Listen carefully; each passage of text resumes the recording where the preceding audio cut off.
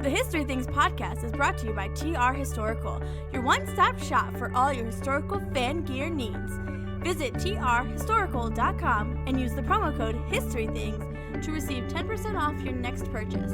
Thanks for listening. Now let's start the show.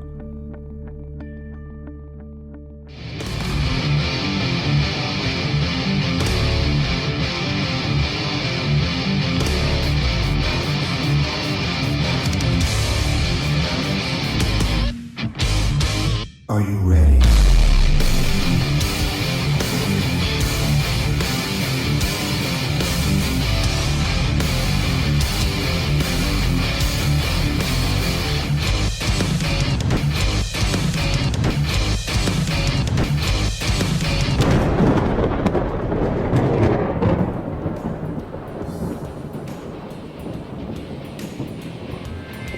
What's up, everybody? Welcome back to the History Things podcast. We are bringing the train into the station here at the end of season 3. Joining me, as always, right across the table here in the War Department Studios is my co-host with the most.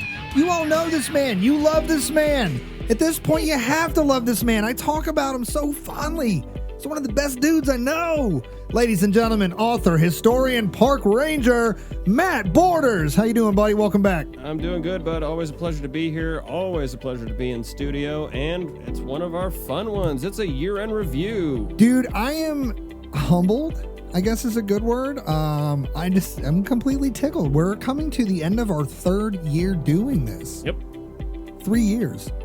Like 3 years. Yep, 3 seasons, and we had some huge guests this season. We too. did. Let's take a blink snapshot for a second. We started this thing in a closet. Correct. And now we're getting ready to go into our 4th season in a custom, state-of-the-art, top-of-the-line War Department. I mean, we're literally broadcasting this from our minds. You're not even listening through a podcast app anymore. That's how futuristic we are. No, but it's kind of trippy to think about in 3 seasons, you know, how far we've come and like where we're getting ready to go and some of the people we've talked to along the way in this short amount of time, like you said. So let's take a look back and let's actually bring our esteemed colleague here in the studio, the guy that keeps us sane, keeps track of the amount of times people say bad words on our show, basically helps us keep our clean, family, wholesome rating. Ladies and gentlemen, I'm hitting the unmute button. As you know, our big guy here from Maine has a tendency to talk right out of the gate. So, ladies and gentlemen, hitting unmute now is I told him, I said, listen, there's no way that I could do that. And I didn't even get to introduce him. He's already in the chat. Ladies and gentlemen, our producer, Parker Russell. Welcome to the year-end show, big guy. How are you? I am doing wonderful. How are you guys? I'm good, man. I'm pretty excited that we are, as Matt and I were just saying, you know, coming to the end of a 3rd season, and the show has grown so much that we actually have a team now. It's not just this partnership of Matt and I. Now we are a triumvirate. Team History Things. A Team History Things podcast. But it's been a pleasure having you on, and you've been super clutch. I mean, people don't realize how instrumental behind the scenes you are to making this show come to life, between tracking down and corralling guests. And like we said in the intro, like you go through and pick apart our episodes and make sure they are clean and all the ugly parts are out, and all the times that we and our guests especially say bad words are nice and beeped out. So well done, mate. Round of applause for Parker Russell, by the way. Wow. Have you recovered from the Halloween episode yet? No. I have been asked to not censor our episodes in front of my children anymore. But, Wow. That is impressive.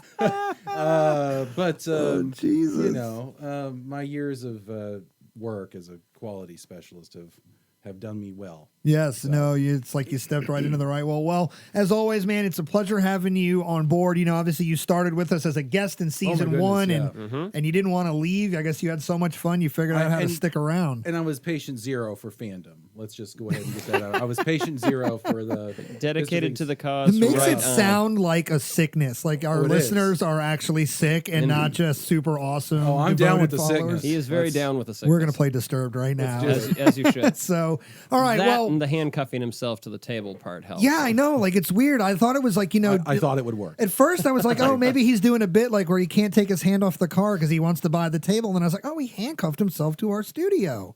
And that was then- the old table. We and were then- really yeah. close together. And then you were like, Moving well, you here was interesting. yeah, because you were like, man, if I don't just like let him work for the show, I'm not going to get my deposit back on this place. Yeah, We've gotta exactly. Move now. We So I got was to like, move out of this yeah. closet. Yeah, it was a good move on your part, man. It I'm not was- going to lie. listen, Parker's a shrewd dude. Look, I was just thinking to myself, I was like, it's worth a shot. You know what? Yep. You miss 100% of the shots you don't take. Wayne Gretzky, Michael Scott, Parker Russell. I was going to say you got to add your quote tag on that. So, all right. Well, here's what we're going to do for you who, as always, are awesome enough to stick around with us through the chicanery at the beginning of our episodes. We are going to actually pick things up from our mid-year episode and kind of cover from June, July to the end of season 3 here. If you want to know what things were like getting Sting started in season 3 and sort of what they were like up to the halfway point, go and listen to the season 3 mid-year review. We talk a lot about what it was like having to sort of call an audible in quarter 1 with our guests to kind of complete a story and what it was like dipping our toes into the American Revolution in a larger sense. You know, we'd been season 1 or season 2, sorry, we had touched on the war in the Adirondacks, but then we got into this bigger story at, New England and Boston. And it was the first time I talked about Boston in a while that it didn't annoy me because, sports. But, hey, in fact, I don't even want to talk about sports. Let's move on because what I'm going to get stuck on is talking about how people need to learn how to talk trash, how my teams are all disappointing, how Matt is actually paying attention to hockey a little more than I actually thought he would. Remember we said... Yeah, it hasn't been a very fun experience so far. No, because, in fact, let's talk about it. Obviously, by the time this comes out, it'll be old news. But the other night, I was texting you, and I said, hey, did you see this? And it was a 8-2 drubbing that the Rangers put on the Red Wings. So yeah, you're not kidding. Yeah, it's those are football scores. It's a touchdown, a 2-point, and a safety for those of you who don't listen to the football, the sports ball out there. Sports balls. Ah, God, I hope we have listeners out there who are also sports fans because there's nothing wrong with not liking sports, but there's also nothing wrong with liking sports, and I love them. So if you want to talk about them, send us an email, historythingspodcast@gmail.com. Tell me why you hate all the teams I root for. And I'll tell you why all the teams you root for suck. And, this is what sports are like. And he'll do it with historical context. Yes, I will. I'll bring the context because Matt and I are context guys. But so picking things up, in July, we got things going real fast. We went, like we love to do for some reason, running right back to the Western Front. Right. Which is not a place you would typically want to run to, as we always allude to jokingly. In reality, this was hell. But as like a macabre sort of fascination as historians, we tend to go to this subject a lot. And here we were again, we were hanging out on the Western Front. This time, though, we weren't following the French. Right. We were following the British Expeditionary Force. And we actually had our guest, Rob Enfield, from the YouTube channel British Muzzleloaders. So a lot of you who are into historic firearms and things, you're probably familiar with him. If you're not, check him out. Check him out. He knows what he's doing. But he gave us a sort of two-pronged assault. Mm-hmm.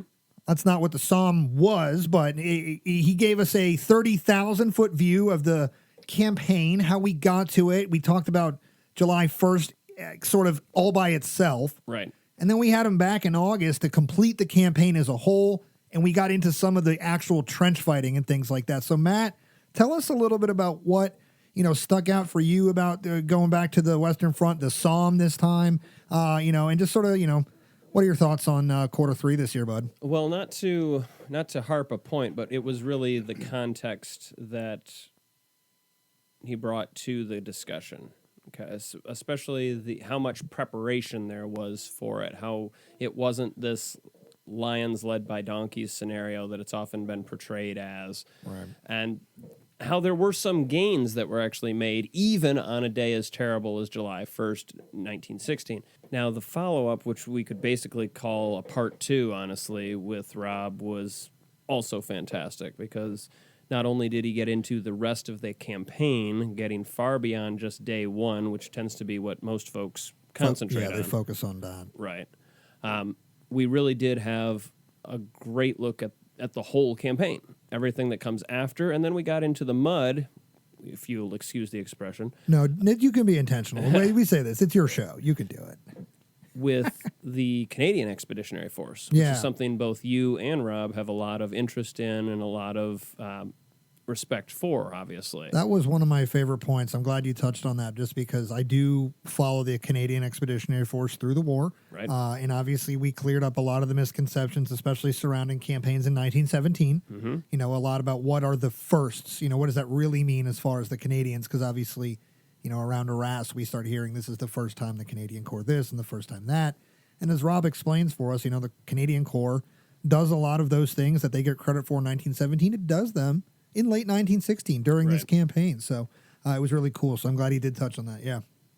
Yeah, the going into detail on Thiepval and some of the other actions that they're involved in was very enlightening. So I was glad to have been a part of that and had him on the show, which we'll have to get him back at some point because, like you said, he's an awesome guy and has some just vast knowledge about the muzzleloading super deep period. resource. And I think that one of the things I want to talk to him about, especially considering my work at Fort Frederick, is since he's muzzle loaders, right. I want to talk to him about the Brown Bess, because that's, we think about weaponry in a military scale. We don't often think about longevity. Now, we what I mean by that is like the World War II guys didn't really hand off their weapons directly to the Vietnam guys. Maybe Korea because of the proximity, but like, the M1 Garand standard service rifle by Vietnam, it's the M16. Right. By Desert Storm, it's a different version. I'm not a weapons expert, so if you're about to come at me, please don't. I'm not going to pretend. But it's a different machine gun. It's a different rifle, whatever, a service weapon. And then now, in the modern war on terror, they're using different weapons. So, they change pretty much every 20 to 30 years. The Brown Bess, the British land pattern musket, is around for like 100 years in common usage. Yup. And that's just a fascinating topic. So I think that's one particular thing I want to get him back to talk about. So it was really neat to go back to the Western Front and kind of focus on the British Expeditionary Force for a while. It is one of my favorite topics. And you did mention lions being led by donkeys, and we do love to crush myths on this show. Absolutely. And typically it revolves around the lost cause because, Matt and I are not shy. We never miss an opportunity to come and take a shot at the attempted Confederacy, but we like to apply this logic to other myths that need busted. And obviously lions led by donkeys is another one of these sort of war tropes it's been and is being reassessed, rightfully so, by a lot of really, well-researched historians and writers.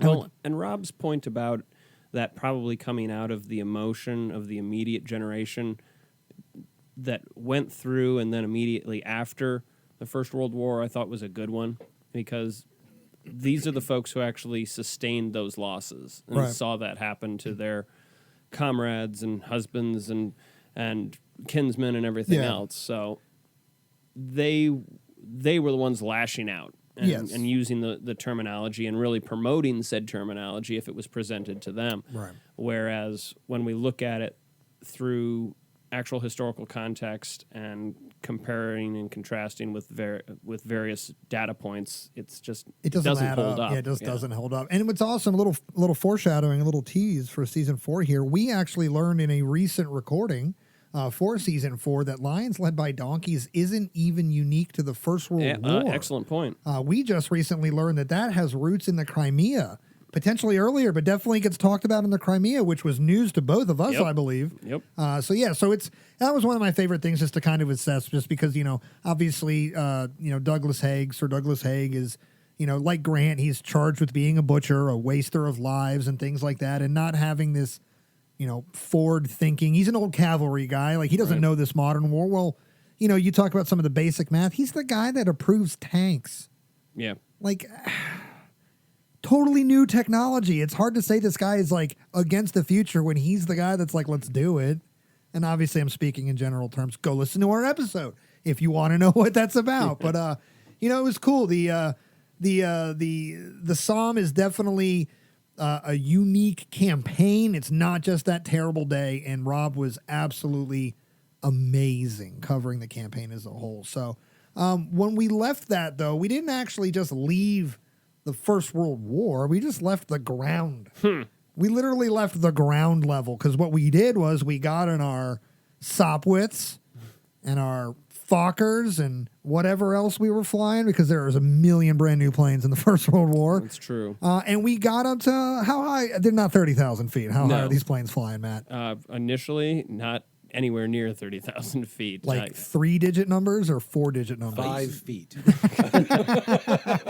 They're getting up into the high 3 digits, and by the end of the war, they're getting into the 4 digits and things like that. All right. So what we are referencing is Matt Borders actually took us through his First World War Air War presentation, where he kind of gives us a rundown of just sort of the development of aviation and some of the weapons technologies used in combination with it during the war. It was pretty fascinating. A lot of the planes he talks about look like literal birds. Yep.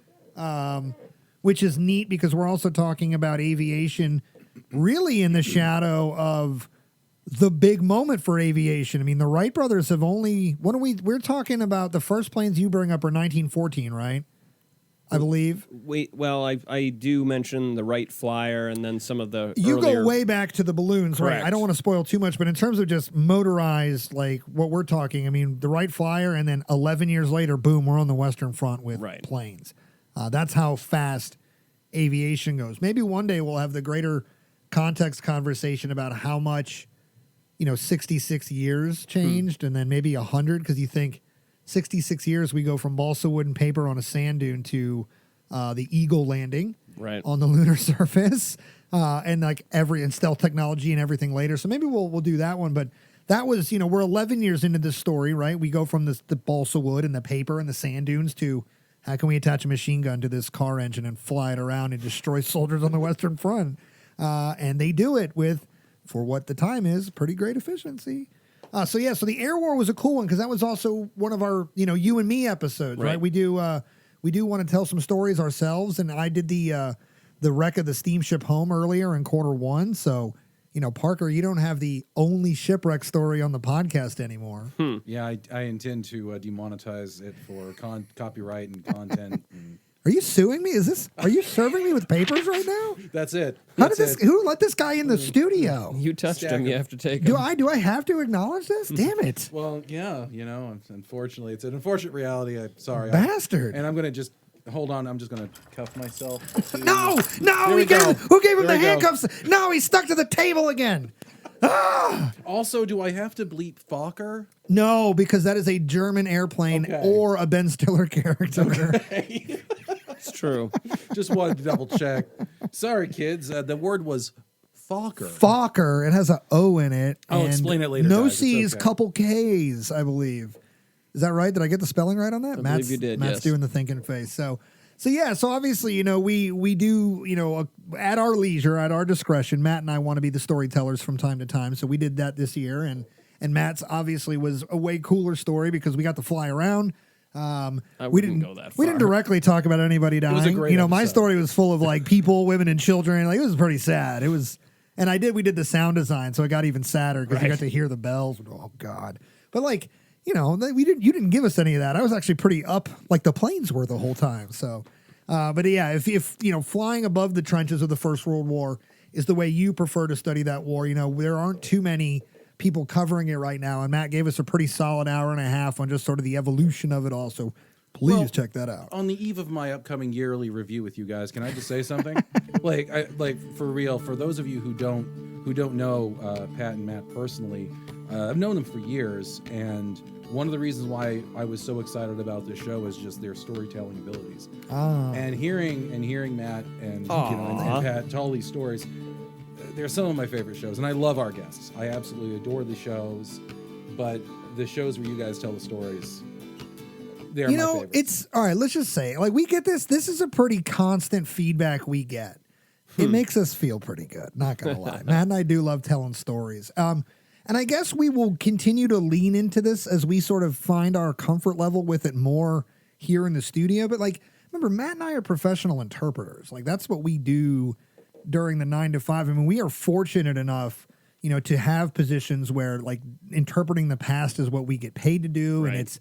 And it's all day. And for those of you who look, it's a dream job for a lot of people. It is for me, but I will, like, as you warned me, as I kind of had a heads up, like when you jump into the professional world of doing this, it's a different beast. It is exhausting in the best ways, but sometimes you just don't want to be the storyteller. Like sometimes you just want to ask the questions. And as we really developed this show, that's kind of what this really turned into. It wasn't directly an interview session, I would say, but Matt, what do you would you say that we sort of participate in the guest's interpretation versus like just, oh, interesting. Now, what do you think of this? Because I don't feel like we interview people super directly. No, we let our guests talk about their subject, and we're coming along for the conversation. But I wouldn't say it's an interview. Unless you're that one who likes to say that one of us, me, interjects with what I know, whether it's relevant to the episode or not. I guess they've never heard of context, but hey, it's all right. Also, it's my show, dude. If I want to rabbit hole for no reason, I mean, it's my show. That's why it drives me nuts when you apologize for doing things on the show. It's your show. But can we address that for a minute? Because that was one of the weirder parts of the second half of this year was I guess the show grew enough that we actually got some, I wouldn't call it hate, but we got some of our first sort of like people taking shots at us. So we got one you've probably heard us reference. We had somebody tell us that they were not thrilled that I nicknamed Kaiser Wilhelm II. We can get into some of the other ones, which I actually don't really want to because I kind of want to focus on this one because it was so interesting. But like, guys, we're becoming a bigger podcast. We've had some people tell us poopy things, but hey. Well, but didn't you find a reference in a song with just that same nickname? No. Yes. How do we broach this topic? Well, first let's tell people. So I called Kaiser Wilhelm II Kaiser Willie the Deuce. And I think I actually did this for the first time way back in season 1. You did. Like on Parker's Titanic episode, like the White yep. Star Line episode. And I guess it was caught back then, but then I redid it sometime in either late 2 or early season 3. But I called him Kaiser Willie the Deuce. And we were told, great show, love everything you do. Few small suggestions, change everything about what you do and stop with the stupid nicknames. And we chuckled because it's like, well, how can you love everything if you just told us to change the entire show? And also, what's wrong with Kaiser Willie the Deuce? His name is Wilhelm. I referred to him by his official title. And Deuce is way cooler than the second. But anyway, the song. Do you have anything? By the way, you get real reserved when we get to talking about some of the emails we get. Do you want to say anything about this, Matt? Because I know that you were a little like, what the hell? No, you're covering it pretty well so far. Matt did not want to do this bit, but I was Not like, at you know what? We're going to talk about this one because it's part of our overall theme. We'll get there in a second. But we have a song that we had the privilege of listening to recently where Parker, our esteemed producer here, tapped into the vein of his old life as a professional musician. Much like myself and a number of our colleagues, Parker has a background in music. And Parker actually took this piece of ridiculous suggestion and ran with it and actually wrote a song. We are going to actually play a bit of this here for a second. So, ladies and gentlemen, the world premiere of... What's the name of the song? Is it The Ballad of Willie the Deuce, a.k.a. the Spaghetti Western Front, a.k.a. Willie the Deuce. All right, ladies and gentlemen, the Ballad of Willie the Deuce, the Spaghetti Western Front.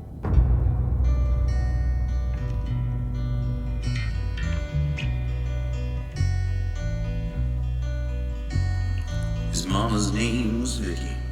His grandma was Queen Vic. Soon all of Britain would be calling him a dick. He was called the king of Prussia, about 5.5 foot tall. But when it came to German Kaisers, he was the last one of them all. At birth his hand was crippled, as a kid he bit a prince's leg. He didn't care much for Bismarck, he preferred doing his own thing. Fell in love with his cousin once, but she shot him down. And after 99 days, his daddy died. Little Willie got the crown. He had an eagle on his helmet, little frills upon his sash. He was such an inbred weakling that Woodrow Wilson could have kicked his ass. When you see that mustache on his face, it ain't too hard to deduce. The Kaiser that you're looking at is Willie the Deuce.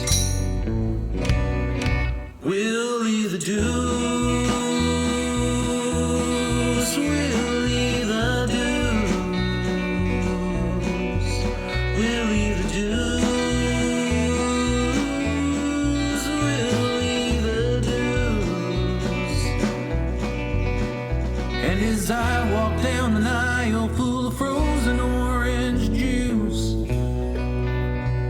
Sometimes I like to concentrate on Willie the Deuce. What inspired you to write that as a Western? The term, well, there's a couple things. Well, you know, Willie the Deuce kind of reminded me of Billy the Kid, Sure. Okay. and also, And it was all and besides, from there. there's a certain element, there's a certain storytelling element of that style of music that I particularly like. I mean, you nailed the facts of that song. Well, Yeah. thank you. And I tried. My goal, I wanted to make it factual. I wanted to make it a factual song that if you listen to Because it, we are the History Things podcast. well, sure, and occasionally the science things. Yes, occasionally. We are serious scholars But I of wanted many things here. one of the great treats of working with this show, and one of the things that one of the great kind of idioms, I guess, that we have done is we've always wanted to make history relatable, a way that somebody might remember it. You know, because how many of us, I can't tell you how many people I've run into in my life who have just said, I hate history. Well, that's not a true statement. Yeah, I mean, nobody hates history. You probably hate the way It's been it's taught. been taught to you. Yeah. And there's nothing wrong. In fact, it's better to learn history and actually retain it. Some people learn through, some people, and again, there's nothing wrong with sitting down, having somebody read a book to you, read a bunch of facts to you, and if you learn that way, that's fantastic. Some people learn through conversations, in-depth conversations like they do on the show, and then some people learn through outrageous kind of parody style stuff. So I just kind of took the idea and ran with it, and Obviously. it's Well, I mean, look, so what you're touching on is really the gist of why I brought this all up. Like, yeah. we started this show with the basic or the simple explanation of like, not every teacher is the teacher for somebody. You know, Matt and I might be the best teachers for you. We might be the worst teachers for you. We centered this show around who we were as people and as storytellers. And, you know, and I am not unaware that my personality is a shock and awe to the history community. I am not lost with that one. But, you know, it is hopefully something that draws you, if you're enjoying the show, to the show. Just like with Matt, especially that the balance that is one of my favorite parts of this show is how Matt and I go up and down. But if you can't take a simple joke, bro, that's who I am. I mean, that's literally just who I am. And and that's, you know, if that's not who you are, that's okay. Telling us once was fine, but like, keep coming at us over the silly little joke. Like, maybe we're not the show for you. And so what I'm saying in reality is we're here to do two things on the History Things podcast. We are here to teach you things. We are here to help you be entertained while you do that. Because I think that's what Parker touched on is sometimes, you know, the names, dates, places regurgitation that all of us have been exposed to. Hammered with. Yeah, like it's okay. Well, I played this for a friend of mine, and he was like, "Wow, I didn't know that Wilhelm II, you know, fell in love with his cousin. That's so weird." And I was like, "Well, yeah, all these guys are." There's a whole bunch of people in a bunch of states that are like, "Is that weird?" You know, and so I mean, like right there.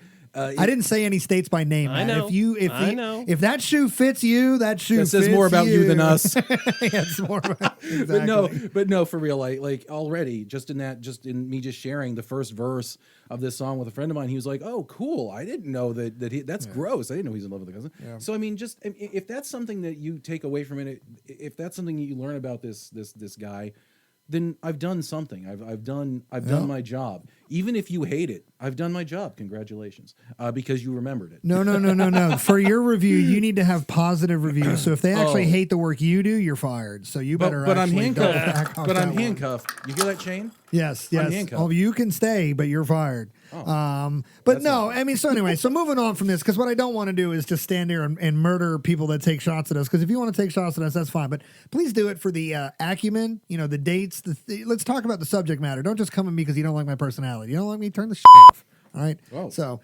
yeah, you got to write that one go down. down You got to for write that that one. one down. You got to All write right. that one down. All But jumping out of the third quarter, we actually got to do something really fun here. We actually got to cover a quarter with a single guest, but not do a sequential story. Right. We got two different stories. Matt, what did we do in quarter four this year that we don't normally get to do? Well, what we did was we pulled in Dana Schoaf. Who? Yeah, exactly. Who? But he is a huge name that you might not be aware of, but has had a huge impact on the on the history community through what, 5 different? 9. I was going to say, I'm joking when I say who. You better have heard of Dana Schoaf. And if you haven't heard of him as an individual, we know you've heard of him through his work because he is the editor-in-chief of 9 different history magazines. That's right. HistoryNet is the overall umbrella where he holds the official title, I guess, of managing editor in print. And then he is the editor outright. Grand Poobah put a period on it for something that all of us are hyper familiar with. Likely had subscriptions to it at one point, if not still currently. Right. He is the editor of Civil War Times magazine. Yep. Huge opportunity for us to get to talk to somebody about the Civil War. And he pulled the greatest curveball because when we first thought we were going to talk to him, we thought we're going to talk about some of the big, sexy stories of the war, right? What are we going to talk about? Gettysburg, Vicksburg, Manassas? We covered that with Anthony, but maybe he does it better. Nobody does it better than you, True. So we love you. Thanks for coming on. In fact, we got to touch on those in a few minutes Yes, here. we But do. what he did, though, is he brought us 2 personal stories during the war. He talked to us about a general. We don't normally cover a single individual like that. We covered Erastus B. Tyler, who Right. you are familiar with. Very. Why are we familiar with him? He is one of the brigade commanders at Monocacy. Yeah, the site that you know a lot about. Correct. Exactly. Wink, wink. He's also trying to get to Antietam, but he's part of Humphrey's division and gets there on the 18th. His story takes such a wild turn. Like, I don't want to tease it or I want to give it away here, but like when we cover him as a military, commander, we basically, We're like, yeah. Then we get into personal life. We're like, oh no. Yeah, it is wild. But Dana, brought that whole story to life for us. And I never really focus on Tyler this way, but it sort of was a good reminder that like, hey, through all of these studies, when we talk about these people, X, Y, Z, whoever, they are people. And on the battlefield, they exist in one condition, but away from it, they exist in another. And sometimes they don't carry the same honor and glory. And Tyler was making front page headlines, but not for the reasons you want to be making front page headlines. So make sure you check that one out. But then he also gave us, no disrespect to the first episode, but man, the second episode Dana did with us, I liked even more. We talked about the murder of Samuel Calvin Lamar on the very same day that the Battle of First Manassas, First Bull Run is raging, right here along the Potomac River on the Maryland side. And that story was pretty crazy because usually when we discuss things in the American Civil War, we don't usually frame the federal soldiers in the antagonist role, and while it is at times warranted, but usually in the subject matter we've covered, we kind of frame them in the protagonist way. But here, we had 2 boys from New Hampshire, one in particular, who basically, literally committed a murder. And it was really hard to be like, yeah, but they were fighting for the North. Like, it's a wild story. And I'd never heard of it. And it's like right under our noses. So from where you live and where I used to live, it was... we could be there in 20 minutes. Like, it's crazy. Yeah, so exactly. That was a pretty cool story. Matt, where does that fit as far as just how you understand the early parts of the war? Because I know that we typically focus in 62 and later, but, this is a July 61 story. Right. No, I thought it was a really good story, kind of opening the eyes, if you will, or a deep look into the interplay between military and civilians. Right. We have potentially drunk civilians. We have definitely drunk federal troops and the consequences that comes from those interactions. Right. We have a border state of Maryland. While Central and Western Maryland is considered much more Unionist, the area where this happened to be much more secessionist leaning. That was known to the federal troops, and so they were looking for a potential problem. Yeah, they definitely came flexing their federal badge, so to speak. Not that they had literal badges, but the way people are like, I need your vehicle. They definitely came in with that kind of attitude. Right. And that was, it's a sad story, too. Like, regardless of people's affiliations, suspected affiliations, whatever. Like it's a young man who loses his life over something as simple as just running his mouth.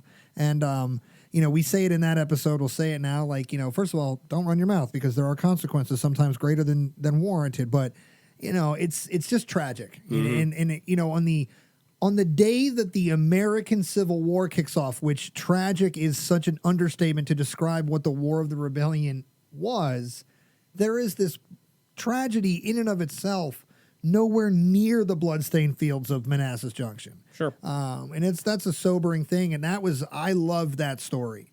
I don't go back and listen to a ton of our episodes just, from the fans' perspective, but I think I've listened to that episode 3 or 4 times. I mean, it moves me. It's a stinky story, but you know what? We like the human experience, and that is, boom, right there. Now, Parker mentioned Sometimes We're the Science Things podcast earlier. And this summer, we actually did some science. And you were our guinea pigs, whether you knew it or not. Thanks for being our guinea pigs, by the way. It all seems to have worked out well. But what I mean by that is normally we just release things on a quarterly basis, right? We give you, like we've said, here's our structure. Big episodes on the first day of every quarter, usually a follow-up or an extension of the story a month later, and then a bonus either to directly support that or go in whatever direction we want, just to sort of give you something. That's typically what we do. So it rarely boils down to more than an episode a month. Basically around June, around the end of the year, where you get our administrative, hang out with us like this episode, you'll get things doubled up. However, this July, we released 2 episodes. We didn't just stay on the Western Front. We actually went back further in time, came back to Virginia, and we hung out with our buddy Anthony Trusso, who is a green and gray like you are. And he took us through not 1, but 2 battles at Manassas. Yep. And so those came out on their battle anniversaries, respectively, July 21st and August 28th, which was neat because the second Manassas anniversary episode this year came out on the 160th kickoff day of that fight. So we started to drop episodes a little more frequently. Matt, what was that like for you? Because I know it's not a secret. I mean, you are a big fan of what is solid for us. And our initial structure, when we set it for a reason, because it's something that we can do while balancing families and professional lives. And we felt, as we do, challenges are good. How did you feel about, how did you feel, be honest, going into it and like where we are on the other side of it? On the other side of it, I feel much better about it. I like that you started with that. Going into it, and I expressed this at the time, I was concerned about the pace and the fact that we were going to need to do a lot of work in a very short amount of time. Right. Which we did make happen, and it worked out well. The other big event we did this summer also chewed up a lot of that time, and I think it's probably because we were doing so much that we had the stress and things of that nature. Yeah, so Matt is alluding to, obviously, we did our From the Field this year. We went back to the Maryland campaign, and we actually covered the story in a bigger way than before. Last time we did this, I think we hit like 3 or 4 basic physical locations and gave you the whole campaign from there. This time we went to, 9 different locations, sometimes multiple locations on the same battlefields, just to try to give you some perspective. And we really took you through this campaign during its 160th, and we had to do that while recording all these other episodes. And Matt definitely is the more sane of the two of us. And so when I pitched all this to Matt, he was like, "You're out of your mind." It's true. And he was probably right to do that, but what do we say? No pressure, no diamonds, right?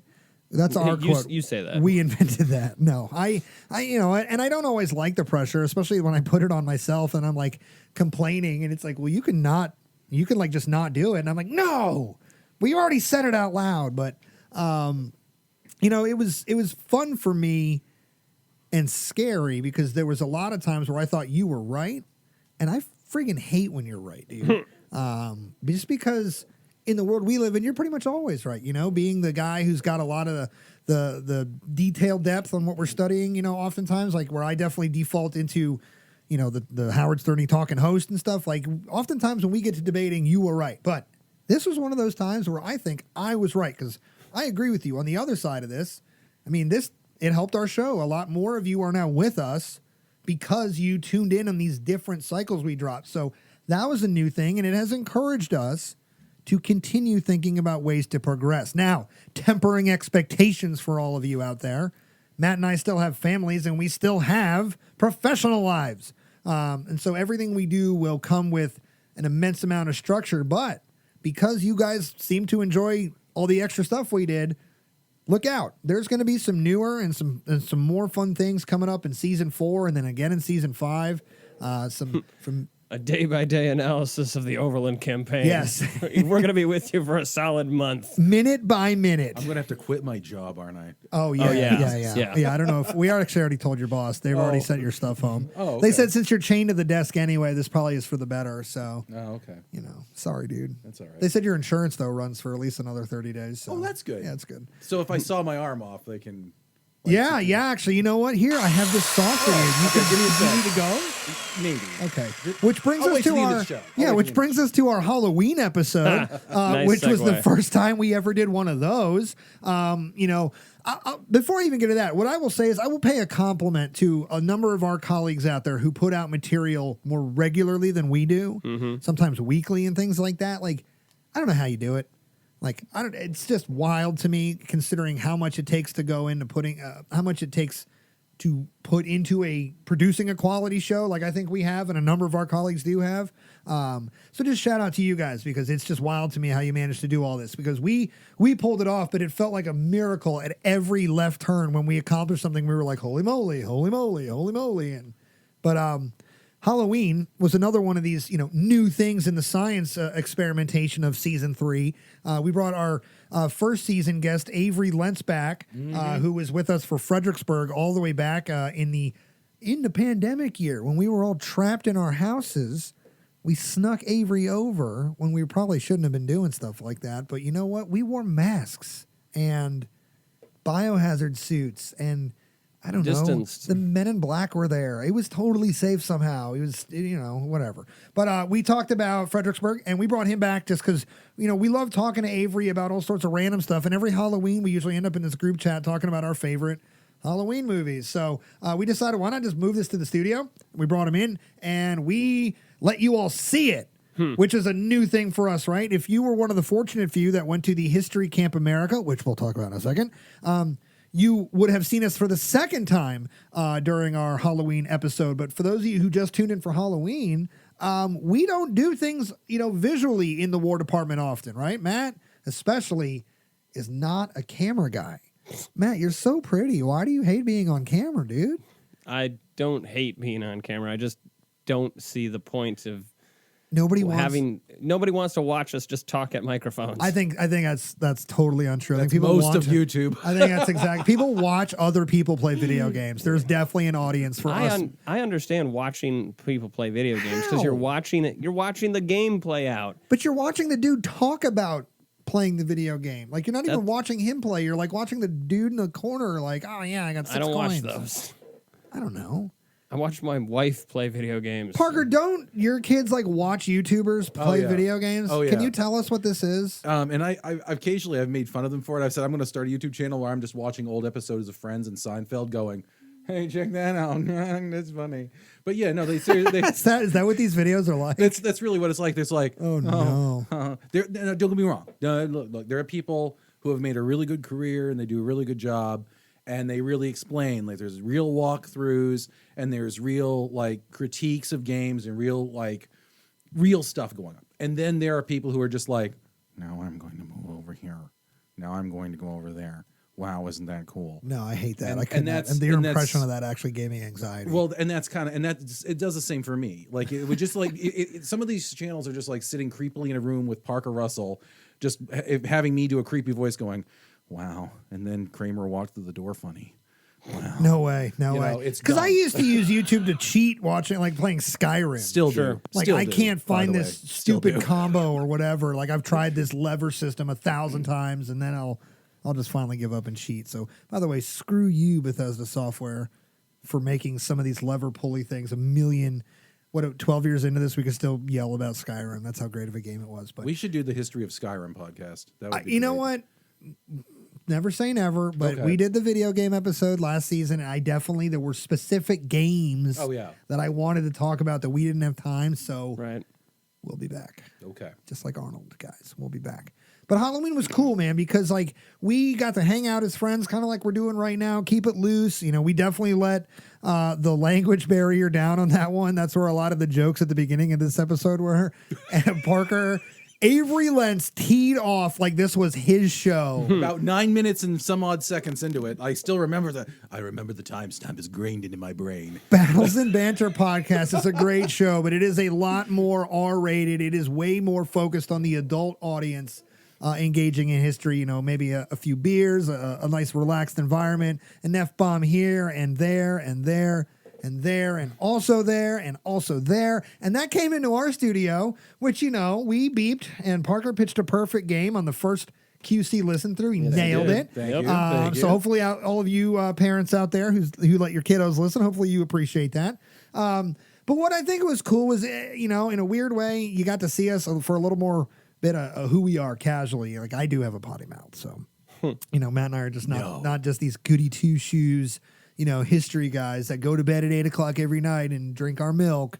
I'd never get any writing done if I went to bed at 8 Dude, o'clock. historians are some of the most over caffeinated, sleepless weirdos. That's because they're up all night writing. But no, we definitely got to have fun as friends, and I enjoyed that one. And you know, we talked about some of our favorite movies. You know, Matt brought us Nosferatu. I talked about the ridiculousness of Ghosts of Mars. You told us about Christopher Lee, and I'm still so confused. I tried to actually watch part of this movie. I was going to ask if you actually Dude, see it. Horror Express is so goddamn confusing. Like, I don't even know how to explain it. Like, you were explaining it way better than the actual movie is. Thank you. Speaking of movies, Okay. curveball here. I know the answer to this already. Okay. But you are supposed to have watched Matilda. All right. So I am sorry. You're fired. All right. Here it's going back on. You wanna do your- Serious. Here we go back on. You're gonna attach your arm and I'm handcuffing my leg now. Yes. I will. You know, what is it? I'll raise you a leg. Oh, he's anteing up. Anteing up. Yeah. All right. But yeah, I missed Matilda. I'm sorry. All right. So look, dude. Yeah. You know what? Good college professor, Matt, you can tell me, you know, does a good professor extend homework for a student that just straight effed it up if he's honest about it? If he's honest about it occasionally. Tell me, Professor Borders, do we extend his homework to next season? Do we give him 6 more months to watch this stupid movie? I wouldn't give him 6 more months, but All right. No, Okay. this is the end of the season, isn't it? So End of first quarter. Okay, say let's do this. So Okay. if you haven't watched this movie by St. Patty's Day, Oh, okay. like Is this a St. Patrick's Day movie? no, but we're probably gonna do a St. Patrick's Day episode. Oh, okay. And that's pretty reasonable. That's like 90 plus days for you It's to too watch. bad there's no Irish people around here. Yeah, none. Nope. No Patrick McGuire. There's no Nope. Patrick That's definitely a McGuires. good No, I German am. name. I'm German or French. Oh. Weird.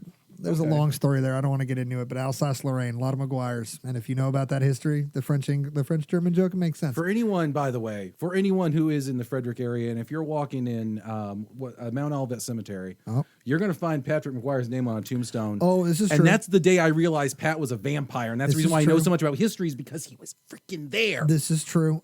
He is a Confederate soldier from Yes, he Company is. C, 7th Louisiana, Yeah. mortally wounded on July 9th. Got him. See? Because he knows him. He knows the guy. Dies the next day on the 10th and is buried in Confederate Row at Mount Olivet. But I will tell you, if you've read the work of Gary Dyson, a colleague of ours, he may or may not be there. I mean, Confederate Row has a lot of problems as far as like Well, they're who's Confederates, so. bam, bam, bam, bam, bam, bam, bam, bam, bam, bam, bam, Parker. Parker. What I mean is, like, here's a short and a good example. John S. Register is, I believe, if you are looking at Confederate Row and seeing the names, it would be all the way down on the right. I think he is the very last headstone or among the last headstones, but John S. Register is not in the ground there. There's a hollow tomb. His parents came back in the 1870s during the great, repatriation of the remains and took him back down to, I think, Florida, where he is from. Raisin Pitts is gone too, right? Raisin Pitts is a big, long story. We might actually get into him at some point because at one point I was doing some deep research. I was super wrong. I was following the wrong set of breadcrumbs, but it seems that somebody else picked that one back up. And I want to say they took that one all the way through. I think we know who Raisin Pitts is now. Okay. And if that's the case, we'll get them on to talk about it. Yeah. But all of Confederate Row is got, are they or are they not here anymore? So I don't, Patrick McGuire might, and you know what's weird, dude? His name isn't just like, oh, first name, last name. It's like, oh, he has a middle initial too, huh? Son of a B. But I assure Louisiana fits well into Parker's vampire theory, though. Yeah, I know. You sucked his blood and took his identity. It's an interview. You guys want to do an interview, don't you? Yeah, interview with a McGuire. Oh Oh boy. boy. Let's edit that one out. So we did Halloween episodes. We did extra battle stories for you. We did individual, like Matt and I, no guest. We're the focus storytellers. And we actually, in addition to that, like Matt said, we did a field presentation. We went out and covered the Maryland campaign. And then Matt and I actually did a number of public presentations. Yep. We did a couple for the Sierra Club, which Matt and I have actually had the good honor and privilege of being able to do for a number of years. But I guess they like us enough that they booked us an extra date this year. So we actually got to do a couple presentations for them. And then we were also asked to do a presentation with a colleague of ours, Travis Shaw, from the Piedmont Heritage area. He on his own time, with a colleague of his, Anne-Marie Carlisson, and I forget the other person's name because they weren't present for our time with them. Right. But they started a little thing called Historians on Tap during the pandemic, which initially a Zoom thing was basically just a bunch of historians presenting from their houses with some beers because, we couldn't leave for a while.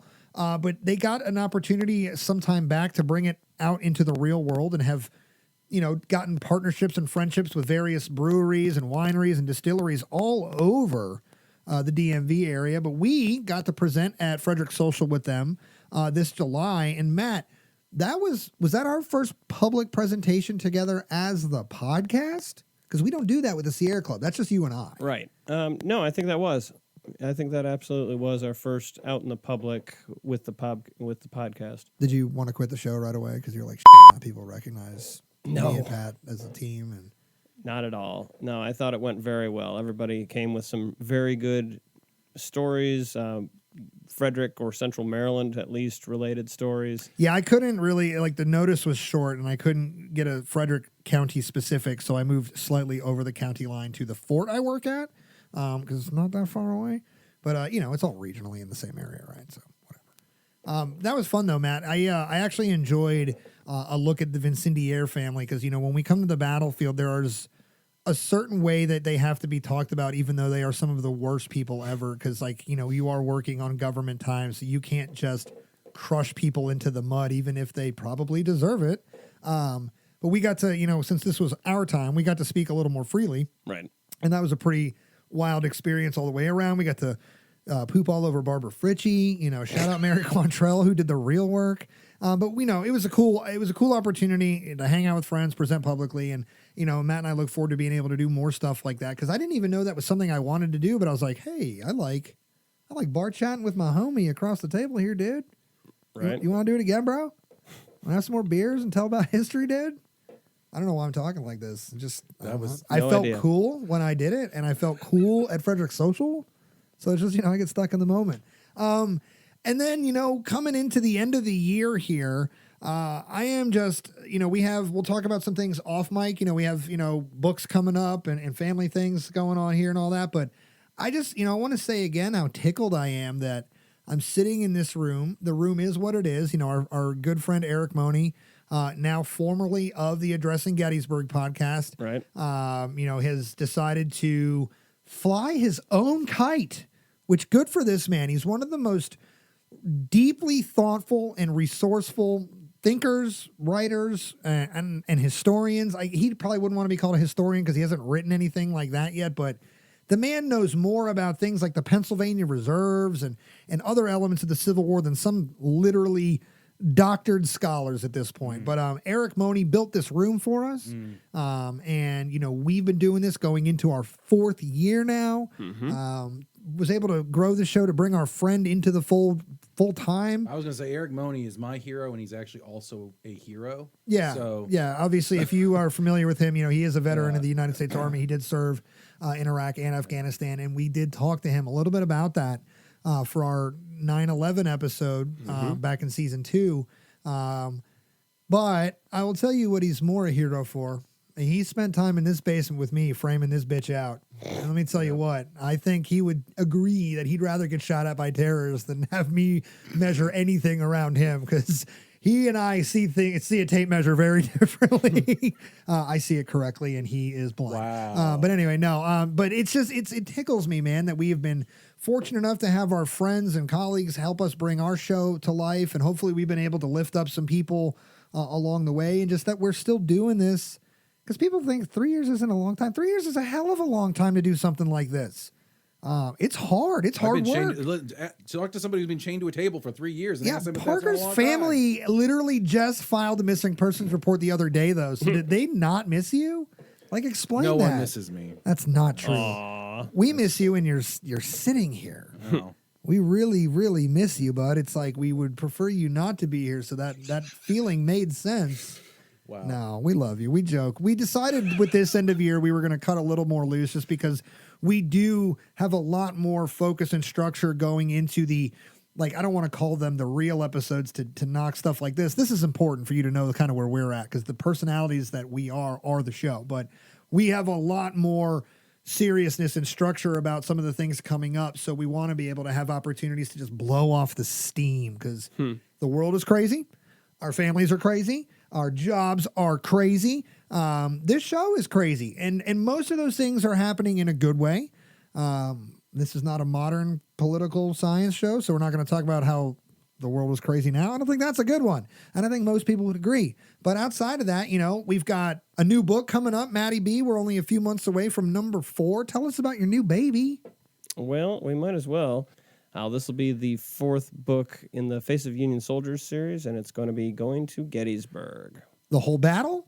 It's a great question. We're actually going to be focusing on the Union 12th Corps at Culp's Hill. The 12th Corps only? Yes. I was literally getting ready to make a joke that it sounds like you're getting ready to juice this into a 3-part series. Are you getting ready to juice this into a 50,000-part series? You're going corps by corps?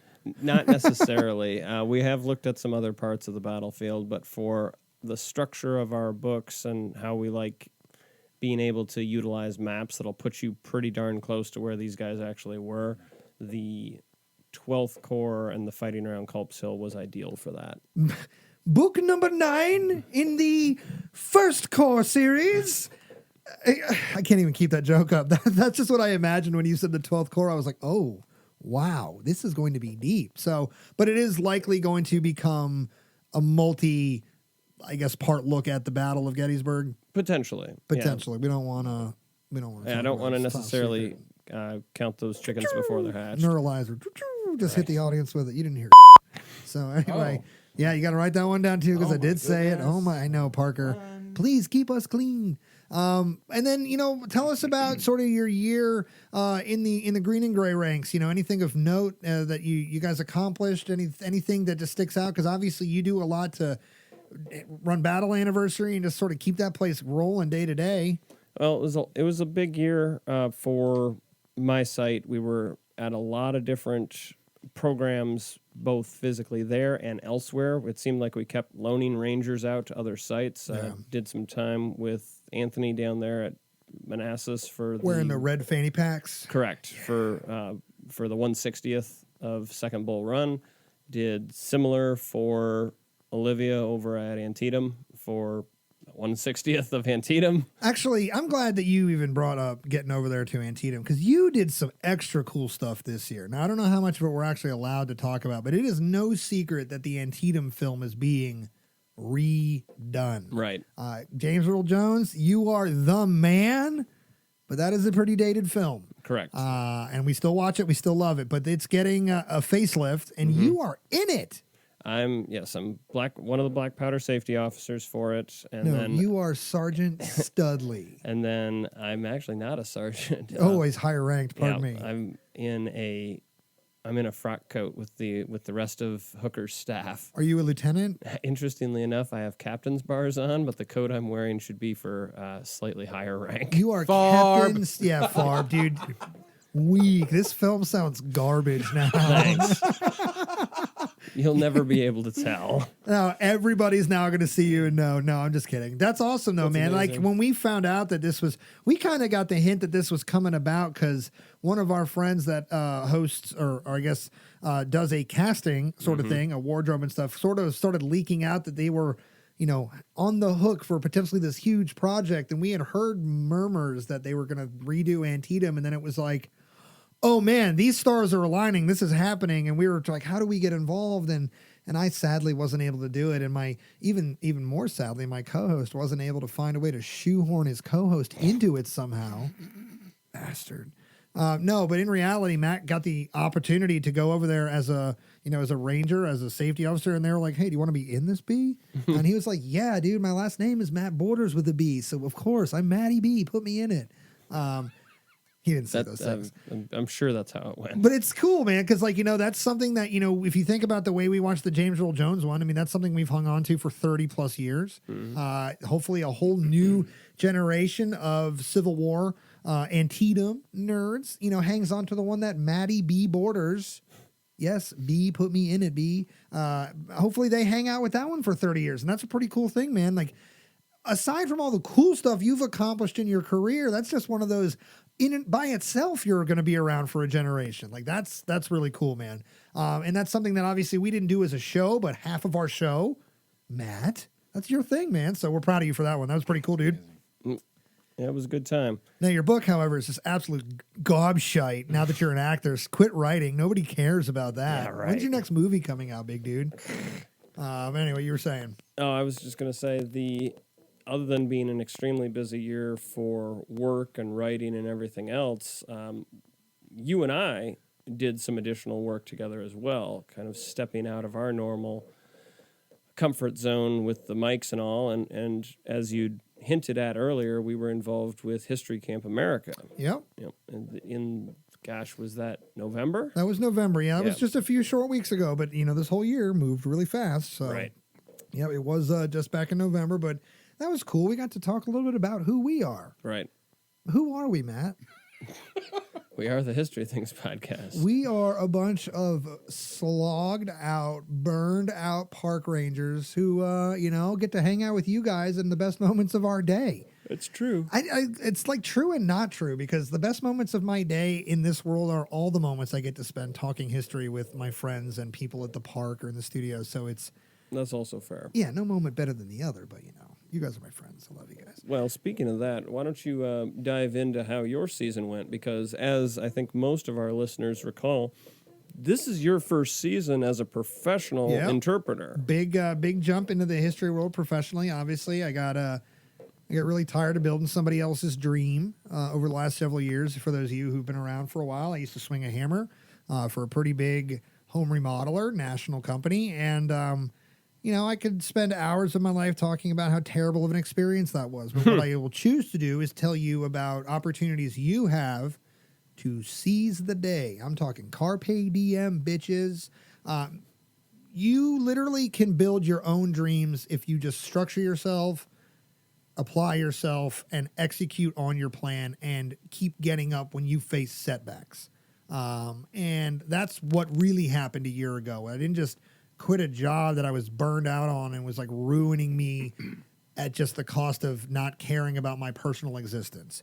What I really did was I realized that, and I did something about it, and I took an opportunity a friend gave me to follow a dream, and it was the best year professionally of my entire life. Like our esteemed guest Dana this quarter, you know, I obviously did this for the money. You know, I'm here in the history community for the dollar bills, y'all. Right. And for those of you who can't, Good luck with that. catch the sarcasm dripping off the microphone right now, nobody works in this industry professionally for the money. Like, it's not a thing. This was a total dream follow for me, and what it allowed me to do was just feel peace for the first time, maybe in my professional life. Obviously, with my wife, with my children, I feel a huge amount of peace in ways I never felt before. But professionally, going to work, first of all, when people say if you do what you love for a living, it'll never feel like work. Bullshit. It feels like work because you work hard doing it because you love it. I actually worked harder this year than I have ever worked professionally because I was absolutely in love with what I was doing. And you still got to build stuff. And I still got to build stuff, which weirdly is who I am, I guess, as an Irish laborer. I just good with my hands. That's why he works so close to the C&O Canal. Matt, are you wearing a red coat right now? Matt, is that a crown on your head? Are you the king of England? Is that Irish oppression? No, I spent my first summer as an interpretive ranger at Fort Frederick, telling, 3 centuries and almost 3 centuries of military history, and staging, displays and exhibit rooms and musket firing demonstrations and just kind of living in this immersive 18th century world. It was incredible. And, right now the interpretive season's over, but we're still, at the park doing all of our planning. And actually, just as the time of recording this, it'll be about a month since, I guess this is coming out. It'll be a month since it happened, but we just shut the fort down. Like all the interpreters went home and all the seasonals and everything else. But like it took an additional 3 weeks to get everything winterized in the right storage facilities and just, oh man. So that was probably the biggest thing I learned was just how much of an actual effort it takes to open and close a park during the season and after the season. So, but yeah, it was a big wild ride. And Matty B, again, thank you, my friend, for kicking me in the ass at every opportunity needed to get me to stop building somebody else's dream. Always love kicking you. Yeah, I know you do. You do love beating me, but not like the Rangers beat you, my friend, 8-2. I don't know why. It doesn't burn you yet that deeply, but it will. Thanks for that. Come June, you'll be like, you MFer. You'll be so mad about it. So yeah, and then obviously on the family front, I have a beautiful new daughter. My second daughter was born in August, and I am loopy still from the lack of sleep. But you know what? For all you parents out there, here's your appreciation moment. It's not the newborn. No. It's not the newborn that's keeping me awake and turning my beard gray. No. Nobody warns you about the first kid.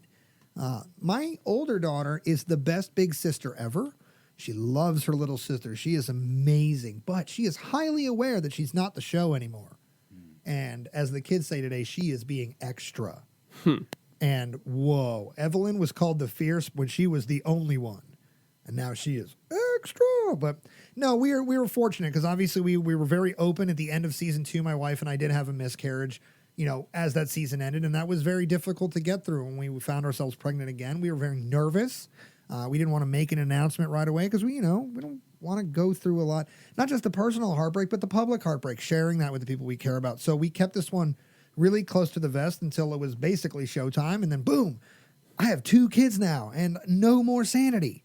And all the little hairs that I had on my head have now fallen out from stress and my beard is totally white. I am Santa Claus, is what I'm saying at this point. Also explains the immortality. It's also true. So not a vampire. Santa's a vampire. You're Santa vampire. It's the 30 Days of Night vampires. It's the one in Alaska where it's like freezing, and those are the scary vampires, guys. I don't know, but I guess to bring it all to home here, I have a lot of thoughts on this show, probably way more nostalgic. Matt, quite literally falling asleep across the table right now because he's been working his nuts off just trying to make sure that every opportunity we have to be somewhere in the history community, we are right now. We're showing up as speakers, as writers, as presenters, as podcast hosts. Oh, you know what I'm forgetting? Before I wind this down, the coolest thing Matt and I actually got to do as a team this year wasn't hosting a podcast. It wasn't presenting for the Sierra Club. It wasn't presenting for Historians on Tap. It wasn't presenting for History Camp. It was quite freaking literally holding down the entire Allied line by ourselves with a Maxim gun during the Newville tactical reenactment. Short version, Matt and I get there, and I'm part of the last reenactment that Matt's legacy unit is going to do before because I'm in this now, we evolve into a new unit, like a butterfly. But in this last sort of hurrah for the Zouaves that Matt, gets to portray in the First World War, we were basically, since it's like, hey, there's 3 of you guys, take this machine gun and go down to the end of the line and just kind of hang out because kind of like Gettysburg, all the action's supposed to be happening up on the left. We're just supposed to be puttering around doing nothing. And then suddenly we got attacked. Yep. And our lowly machine gun, just the three of us, Dave on the gun, Matt on the gun, me on the gun in various rotations, Matt and I on rifles, all this stuff. We held down the entire line by ourselves. So Croix de Guerres all around, maybe a few Legion d'Honneurs, who knows? But that was probably the coolest thing because Matt and I have been doing Civil War reenacting and together for a long time, doing living histories at his park and all this stuff. And blue and gray, that's not a new story for Matt and I in the field, but Zouave green? What's the real color? Mustard green, brown. Mustard brown, which is really green. That was the wildest thing ever.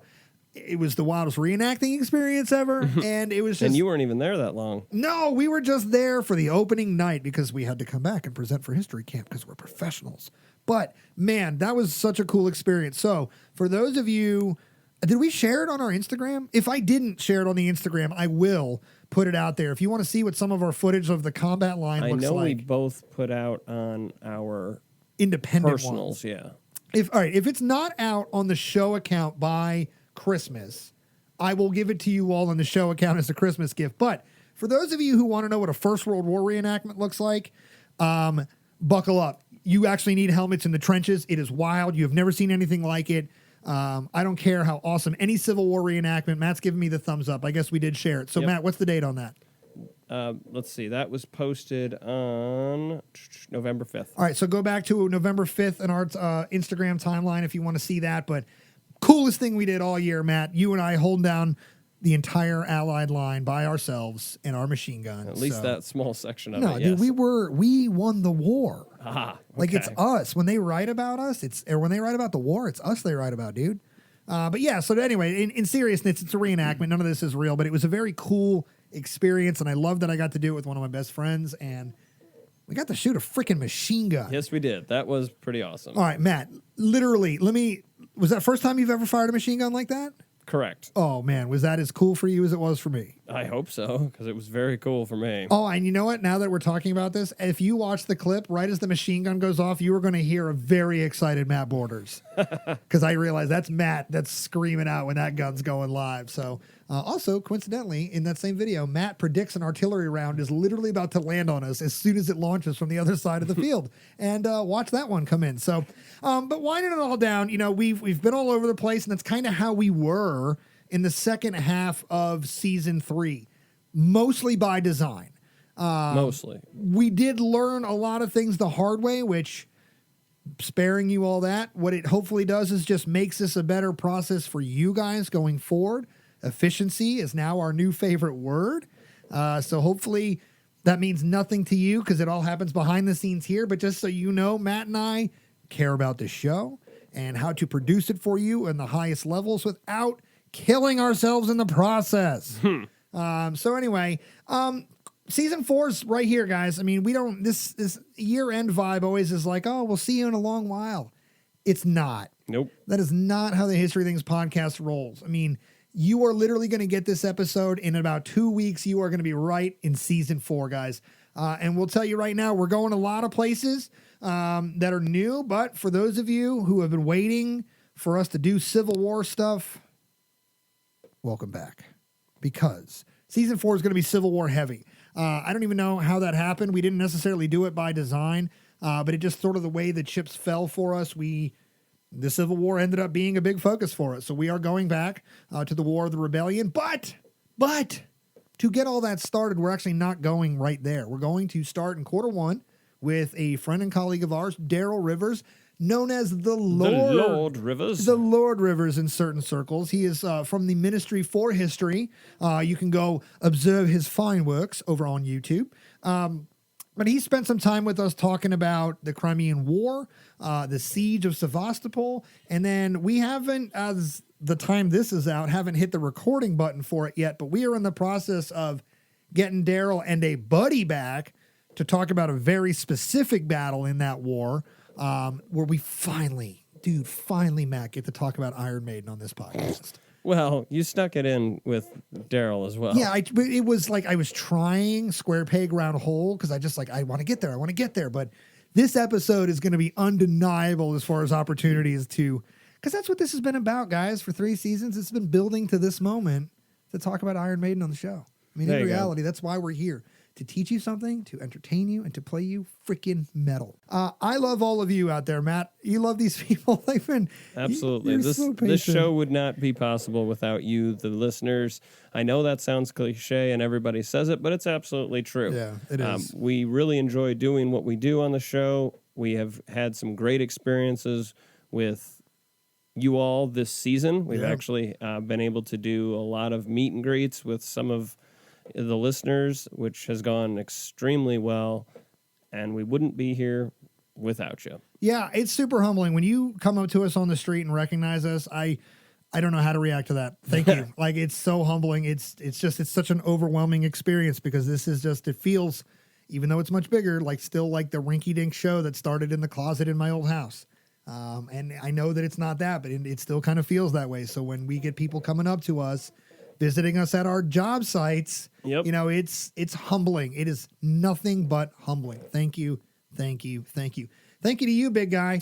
Parker Russell, you are the man. You know, we take a lot of fun pokes at you on this show as our resident Mainer and our big bear here, but nothing but real love for you, man. You know, your state is still worthless, but you, my friend, you mean everything to me. And that's because I just am tired of hearing about Maine. If you know Parker behind the scenes, Maine is literally responsible for inventing the freaking air you breathe, according to Parker. Would you say it's your main complaint? Jesus. You were born in Maine and you built your personality around that feature. Thank you, man. Oh, my goodness. He's And thank you for noticing. That's actually a compliment. I am Parker. actually main shaped. That's right. Wow. But, dude, If you look at my profile. It's main shaped. It is true. It's true. You know? You are. But you're not like a mitten. There you go. Matt's shaped like a mitten. So it's way different. Matt, which way does the mitten go if we're looking at our hand? The thumb should be off to your Like that, right? going So off look to at the right. palm of your right hand. Yes. So the UP are all 4 big fingers? It's like this because you got to get the Keweenaw Peninsula. Oh, the little pinky? Yeah. Dude, Michigan it gets weirder every time we talk about Michigan. But no, Parker, in reality, bud, like a lot of it's just shtick for the show. Just in full transparency, dude, we love you. You put a lot of time and effort into this show. You get paid even less than us. Yep. And Matt and I make no money doing this show. right. So So- I don't know how you end up in that position. We're not sure why or how you're paying us, but it's happening. It's weird. Like, thanks. By the way, my check's late this week, so can you get on that? I will get to the people at HR. Yep. Who I thanks. understand are paid even less than me. Oh my goodness. So, but no, in reality, dude, again, we love you. You put in so much effort and time behind the scenes here. So just as equally as important to us as our guests are, you are the same, bud. So big shout out to you. Love you. Thank you for your effort in season 3 and can't wait to see how you rock the socks off in season 4 for us. So, well, you know, last things to talk about are where you can find us in between all the mud, all the random episodes, the times in the field, things like that. If you want to hang out with the History Things podcast, on Facebook, Instagram, or YouTube, make sure you just hit that search bar and write at the History Things Podcast. Or if you want to send us an email and talk mad trash about my Kaiser the Willie Do stuff, you know, all that, great. History Things I'm Podcast. starting at another gmail.com. podcast. Yeah, it's Called the Let's Trash Pat podcast. Let's Trash Pat's Personality Podcast. But no, in reality, questions, compliments, comments, concerns, hopefully you don't have any, History Things Podcast at gmail.com. As always, for those of you who have helped the show grow, we've said it, we can't stop saying it. Thank you. We love you. The effort through positive reviews and 5-star ratings is really paying off. If you were looking for ways to help, that is still the way. Go to your favorite podcast app, hit the 5-star rating button, leave us a positive review. Review. The theme of season 3 has actually been my remixes, That's my right. inability to freaking speak. But yeah, like it's a very simple and real thing you could do to help the podcast. And if you wouldn't mind doing that, we would greatly appreciate it because it just allows us to spread this weird thing around to even more people and keep doing it, which is what truly we just want to do. We love doing it. And the more you that hang out with us, that's awesome. Thank you all. So for our producer today, Parker Russell, for my co-host, as always, Mr. Matty B, co-host extraordinaire, author, historian, park ranger, I am your co-host, Pat McGuire, saying this is a wrap on season 3. We will see you all in season 4. Later! Have a good night.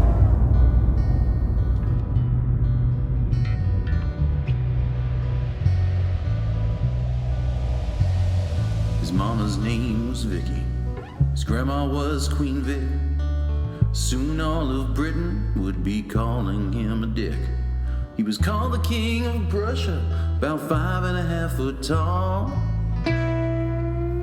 But when it came to German Kaisers, he was the last one of them all. At birth his hand was crippled. As a kid he bit a prince's leg. He didn't care much for Bismarck, he preferred doing his own thing. Fell in love with his cousin once, but you know she shot him down. And after 99 days his daddy died. Little Willie got the crown. He had an eagle on his helmet, little frills upon his sash. He was such an inbred weakling that Woodrow Wilson could have kicked his ass. When you see that mustache on his face, it ain't too hard to deduce. The Kaiser that you're looking at is Willie the Deuce. Willie the Deuce. Willie the Deuce. Willie the Deuce.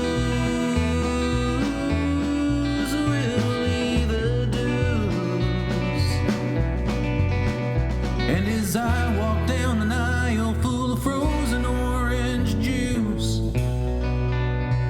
sometimes I like to concentrate on Willie the Deuce. Some say that war was coming, was too hard to avoid, 'cause all the kings of Europe were all inbred and annoyed. With Austria and Hungary he found himself a line.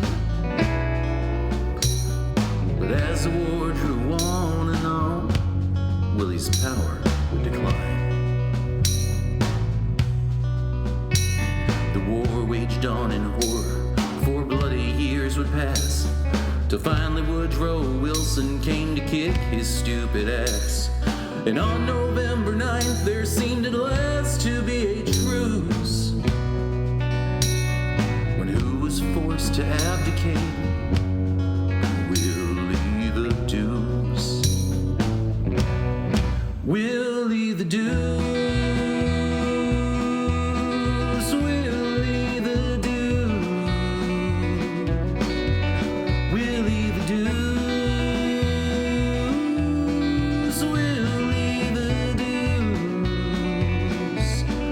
Willie the Deuce,